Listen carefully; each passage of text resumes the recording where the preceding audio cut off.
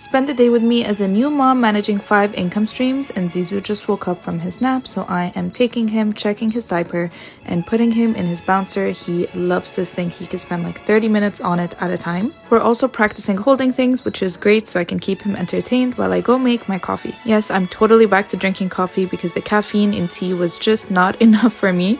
Now here I am doing the loads of laundry that we have, and I'm actually really excited to get to work today because finally my sunglasses samples arrived. I am obsessed with the styles and the quality. It all turned out amazing, and I actually didn't order samples before getting the bulk inventory for these. Just because I've been dealing with sunglasses for over 3 years, I didn't really feel the need to, and thank God they turned out amazing. We have 5 new styles of sunglasses, a restock of our old sunglasses, and the restock of our hangers, so I had to write down the launch strategy and the restock strategy so I don't get mixed up. Once Zizou woke up from his nap, he had some playtime with Daddy, then we gave him a shower, put his PJs on, and it was night-night.